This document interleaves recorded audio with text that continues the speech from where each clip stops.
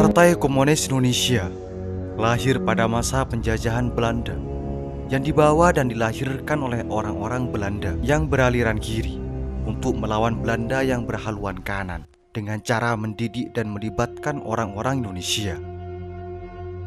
Beberapa langkah Belanda terhadap rakyat Indonesia. Pertama, Belanda datang membawa komunisme dan mendirikan PKI yang dibawa oleh Sneevliet, seorang aktivis komunis Belanda yang mendirikan Gerakan Sosial Demokrat Hindia Belanda atau SDV.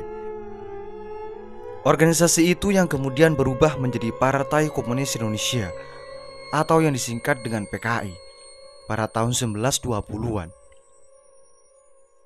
Organisasi itu dengan gigih mengganggu pemerintahan Belanda hingga pada tahun 1926 melakukan pemberontakan, juga didalangi oleh beberapa tokoh komunis Belanda. Tetapi yang jadi korban adalah orang-orang Indonesia, termasuk banyak para kiai yang berjuang melawan Belanda atas inisiatif sendiri dan dengan tujuan sendiri, kemudian dituduh komunis, lalu dibuang ke Digul bersama tokoh PKI. Langkah yang kedua, Belanda membantu PKI memberontak pada tahun 1948. Dalam pemberontakan PKI di Madiun, jelas sekali Belanda memberikan bantuan logistik kepada pemimpin PKI, yaitu Amir Syarifuddin. Turut menyiarkan berbagai propaganda selama PKI menguasai daerah Madiun, Solo, dan sekitarnya melalui koran dan radio Belanda. Selain itu, Belanda melindungi para pemberontak ketika mereka dipukul mundur oleh TNI dan kemudian melindungi mereka di daerah jajahannya. Bahkan para tokohnya seperti Aidit, Alimin, dan Sumarsono dilarikan ke luar negeri agar selamat dan bisa kembali berkonsolidasi. Langkah ketiga, Belanda mendorong mitra Indonesianya untuk memukul PKI sebagai langkah untuk mendongkel Presiden Soekarno yang nasionalis dan populis. Langkah itu sekaligus untuk memenangkan perang dingin antara blok barat pimpinan Amerika Serikat dengan blok timur pimpinan Uni Soviet dan Cina. Sekalipun dua negara raksasa komunis itu tidak seiring sejalan dan selalu dalam persaingan.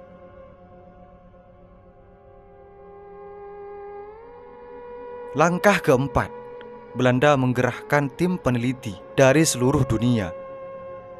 Setelah kudeta PKI yang gagal pada tahun 1965 itu selesai, maka para orientalis atau indonesialis, yakni para peneliti asing, baik yang berasal dari negeri Belanda maupun masyarakat Eropa dan Amerika, pada umumnya atas nama ilmu pengetahuan, melakukan serangkaian penelitian ilmiah sekitar peristiwa tersebut dengan fokus yang menempatkan PKI sebagai korban.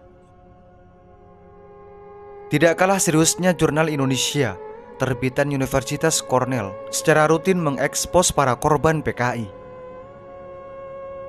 Sangatlah disayangkan, penelitian tersebut dilakukan dengan cara membesar-besarkan jumlah korban, mengekspos kekejaman. Tulisan tersebut dicetak luas dalam bentuk buku yang dibaca oleh masyarakat dunia, sehingga lambat laun mempengaruhi opini mereka dan menarik simpati mereka pada PKI, termasuk menyesatkan para mahasiswa dan pemuda Indonesia yang tidak kritis.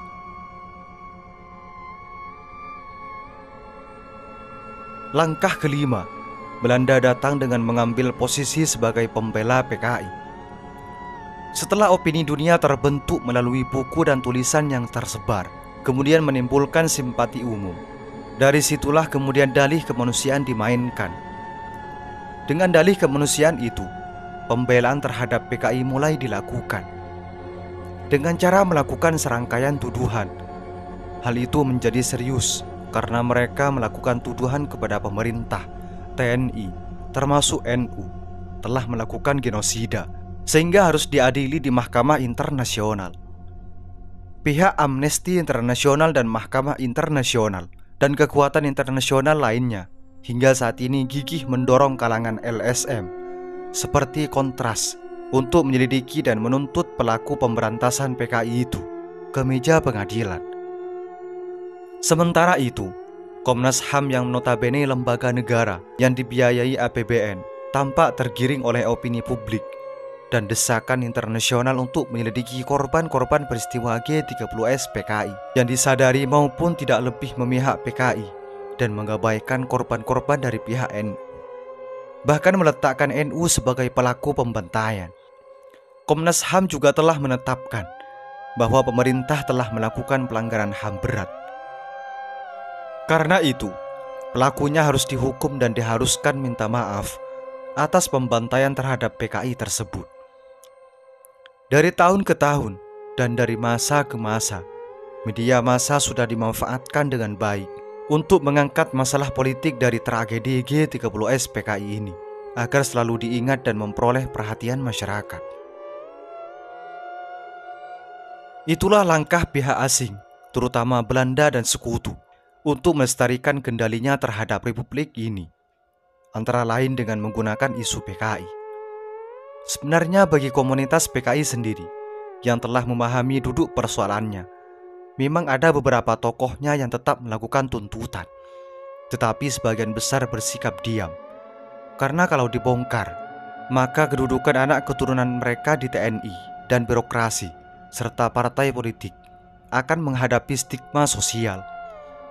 Karena itu banyak anak keturunan PKI yang lebih senang menutup masa lalu itu dengan cara rekonsiliasi alami yang telah terjadi sejak akhir tahun 1960 itu, ketimbang mengharapkan rekonsiliasi politik yang justru akan membongkar konflik lama yang akan membuka terjadinya konflik baru.